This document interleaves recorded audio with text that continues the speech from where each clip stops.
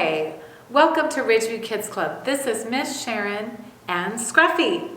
Scruffy, what are you wearing today? Really? So you're wearing swim goggles and a swim cap. Well, why are you doing that? Oh, well, you are right about the story. You heard that the Israelites are crossing a giant river in our story today. Is that right? And you wanted to be ready to get wet. Well, you are right about the story, but I don't think the Israelites had swim goggles and swim caps. Today, we are going to learn how God helped the Israelites cross the Jordan River, and that it's really important to remember when God helps us. Now, can you help me tell the story today? Excellent. Well, God's people, the Israelites, were finally ready to enter the Promised Land. 40 years earlier, Moses had led them out of slavery in Egypt. They had crossed a great desert and came to the land that God had promised them. Moses had sent 12 spies into the Promised Land to check it out. 2 of the spies, Joshua and Caleb, came back and said, "Let's go in and take the land God has promised to us." But the other 10 spies were afraid, and they said, "The people are like giants. We could never conquer them." Sadly, the Israelites did not listen to Joshua and Caleb, and they didn't trust God to help them. So because the people did not have faith, they wandered around in the desert for 40 years. So now, 40 years later, they're back again at the Jordan River, and they're about ready to cross into the Promised Land. The Israelites were camped. Here's our map. Can you hold the map for me, Scruffy? Okay. The Israelites were camped at Acacia Grove, right here. And that is where Moses died and Joshua was placed in charge of the Israelites. Thousands and thousands of people. Now the Promised Land was on the other side of the Jordan River by Jericho. Here's our map. Can you hold up the Jericho sign? There we go. Okay, now remember in last week's story, Rahab helped the 2 spies that Joshua sent over to Jericho. Now it's time to get everyone ready to cross the Jordan River and step into the Promised Land for the first time. But it was early spring, and snow from Mount Hermon, right up here, had melted and filled the Jordan River until it flooded. And the winter rains had made it worse. So now it was a wide, raging river. It sure did not look like a river they could cross, did it, Scruffy?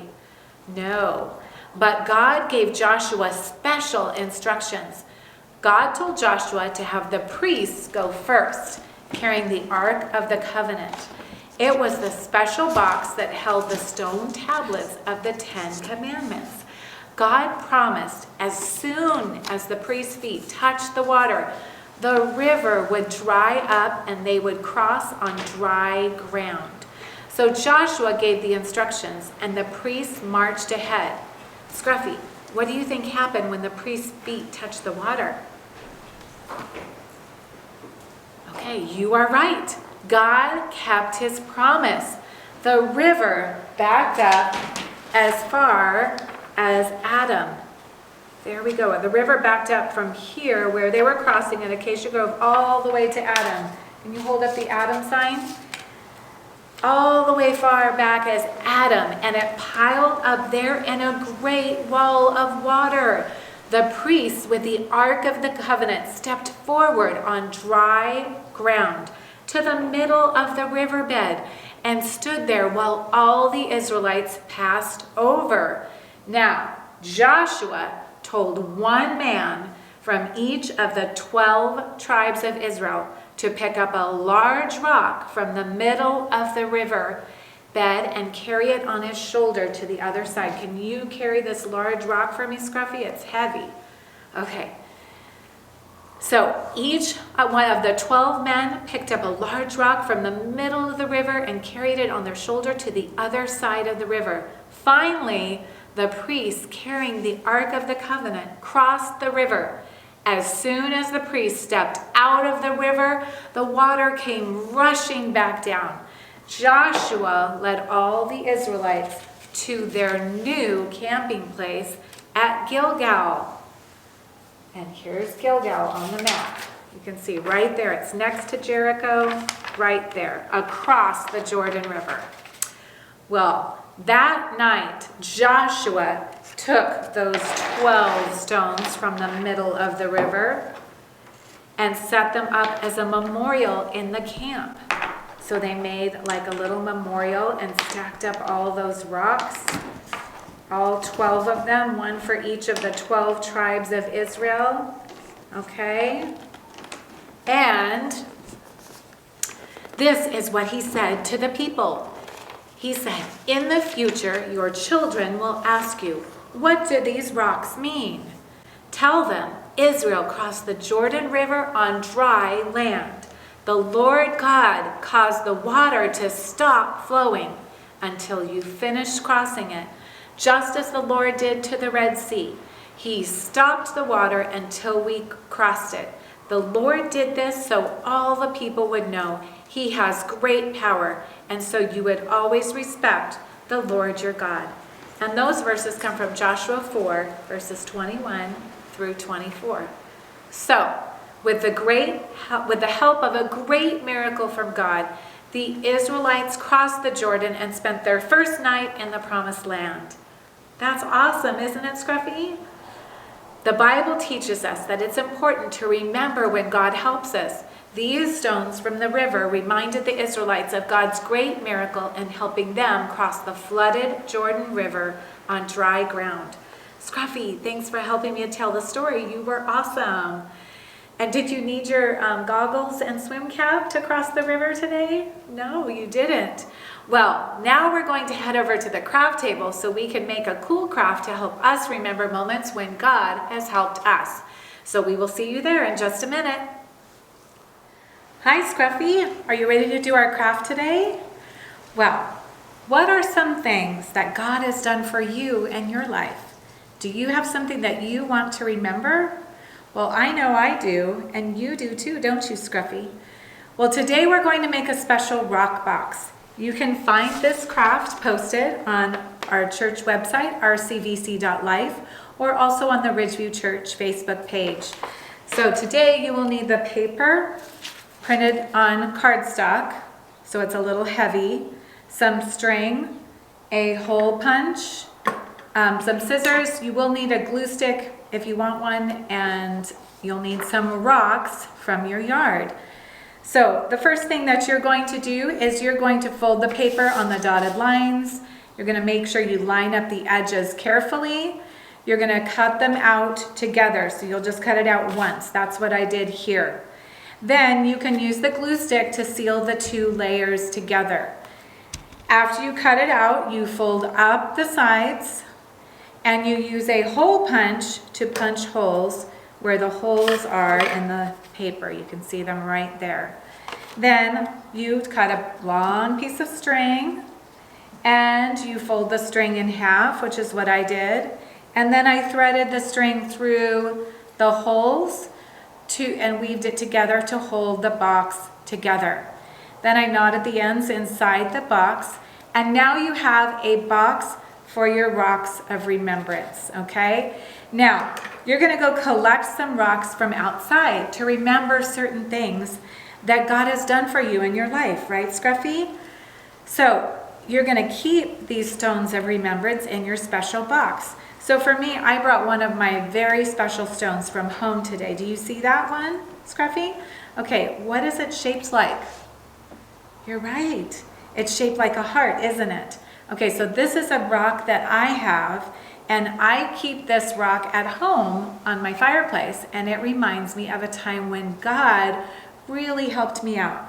I had to have some surgery, and I was really scared about it, and it was on my heart, so I keep this heart-shaped rock to remember how God helped me, and He helped the surgery to go really well, and He helped me not to be afraid.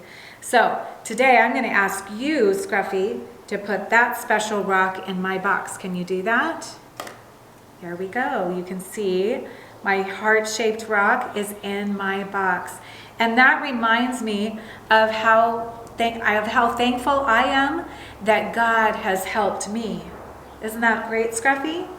Okay, now you can keep your own rocks in your rock box. The other thing is, I think I forgot something, didn't I? You want to tell me? You're right. Today is Father's Day, isn't it? Okay, so do you have an idea for what we can do for Father's Day? Okay, can you tell me? That's a great idea. So Scruffy said you should make 2 of these. You should make one for your dad and one for you. And for the one for your dad, maybe you can pick a rock from outside and write some rocks and write things that you appreciate about your dad, right? And you can put them in the box and you can give that to your dad for Father's Day. He would really like that, wouldn't he? Okay, so now, are you ready for our science lab, Scruffy? Excellent. Well, thank you for helping us with our craft, and we'll see you in our science lab in just a minute. Good job, Scruffy. Hi, welcome to our science lab. In our story today, God held back the flooded Jordan River so the Israelites could cross on dry land, right? That was awesome, wasn't it, Scruffy? Well, today we're going to see if we can get water to travel from one cup to another through a string. So to do this experiment, you will need 2 cups, some cotton string, some tape, some food coloring, some scissors, okay? Now, normally if I wanted to get water to go from one cup to another, what would you do, Scruffy? You are right. I would hold one cup above the other and I would pour it in the other cup. So I would go like this. And gravity would make the water go into the cup below, right? Well, today we're going to see if we can get this water to travel a different path along a string. So I'm going to pour some water in here, Scruffy. Now, do you think this will work? So, anyway, so for the 2 cups, one will put water in, which I just did, and the other one is empty. And the first thing you're going to do is get the string wet, which I already did. Then you're going to tape the string in the middle of the cup, of the empty cup. And then over here, we're going to add some food coloring to the water. Let's see if it changes colors. Is it changing colors, Scruffy? Okay. What color is it? Yes, you're right. Okay, so now we're going to hold up the cup with the water. And we're going to hold it up and to the side, and then we're going to put this string in here, and I'm going to have Mr. Hands help me today, and we're going to see if we can get that water to travel from one cup to the other. So we're going to hold it so our string is nice and tight. Wait, let's get the angle right. There we go. And we're going to see if we can get that water to travel down the string slowly. Look at that, Scruffy. Is there water in the cup? Yes, there is. Our cup is getting filled up with water, and look, the water is traveling down the string. Wow, isn't that amazing? That is super cool. Watch that go. Isn't that awesome? Is the table getting wet? No. Is the cup getting filled with water? Yes. That is so cool, Scruffy. Now in just a second, I'm going to tell you why this works. This is awesome, isn't it? I love this. Now see, normally you would expect if we're tipping the cup down, the water would go right there, but instead it is going across the string all the way to this cup. Look how much water's in there already, Scruffy. That is so cool, isn't it? Well, I hope you guys try this at home, and in just a second, we'll explain why that works. Do you know why it works? Well, we'll explain why that works in just a minute. Did that seem impossible? It did, didn't it? Okay, that is awesome. Well, we're going to stop right now. I'll let you guys do this at home, but I want to show you how much water we have in this cup now. Isn't that amazing? So we started off and there was no water in this cup, was there? Well, it seemed like the water was defying gravity because instead of going straight down, it was traveling down and sideways along the string, wasn't it? This works because of a principle called cohesion. There were water molecules on the string already because we got it wet first, didn't we?